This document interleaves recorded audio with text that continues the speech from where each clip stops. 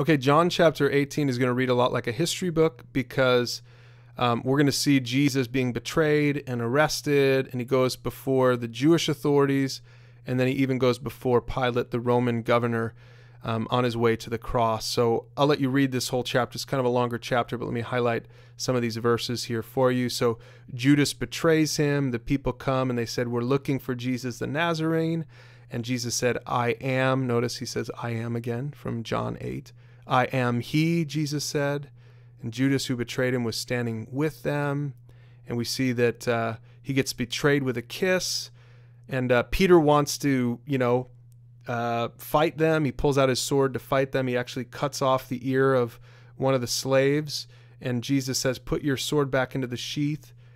Shall I not drink from the cup of suffering that the Lord has given me?" And Jesus actually ends up healing Malchus in another account of this. Jesus heals his ear, which is pretty amazing. And then we see that he goes on trial here. He goes to the high priest's house, and so that's the Jewish authorities. Remember, we have two authorities here: the Romans, and then the Jews were under Roman rule. And so he goes before the Jewish authorities first, and Peter's going to deny him. There's a woman who says to Peter, "Hey, aren't you one of his disciples?" And Peter says, "No, I'm not." Remember, Jesus predicted that Peter was going to deny him 3 times. And then we're back in to the high priest questioning here. This is told like a wonderful story. So the high priest is questioning Jesus, and I'll let you read that for yourself. In the meantime, Simon Peter is outside being questioned himself. "Hey, aren't you one of the disciples?" He says, "No, I'm not." And he denies it again a 3rd time. It says in verse 27, after the 3rd time, a rooster crowed immediately. And that's what Jesus said would happen. He predicted would happen, that Peter would deny Jesus. But don't worry, it's not over for Peter. We're going to come back to him a little bit later. So then back to the trial. Jesus' trial before Caiaphas ended in the early hours of the morning. And then after that, he was taken to the headquarters of the Roman governor because the Jews didn't have the authority to stone him or to kill him. The accusers wouldn't go inside. They didn't want to be defiled because they were still celebrating the Passover, which was a Jewish festival.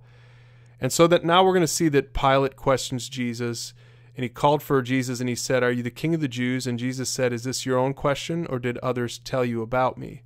It's an interesting interaction between Jesus and Pilate, because Pilate doesn't know anything about the Jews, right? He hasn't read the scriptures.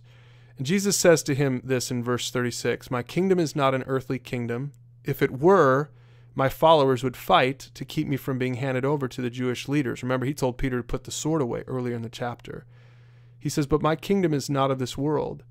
And this is sort of a statement that most of the people were trying to understand the whole time. Like, who is this guy? Who is Jesus? And what is the nature of the kingdom of God? And in what way is he the Messiah? And it's going to turn out differently than how everyone expects. It's a spiritual kingdom that's not just made up of Jews, but Jews and Gentiles. It's not an earthly kingdom, right? They're not in the sense that they're looking for here. So anyway, you can read more about that interaction between Jesus and Pilate. Longer chapter, but really an important chapter when you're trying to understand Jesus on the way to the cross.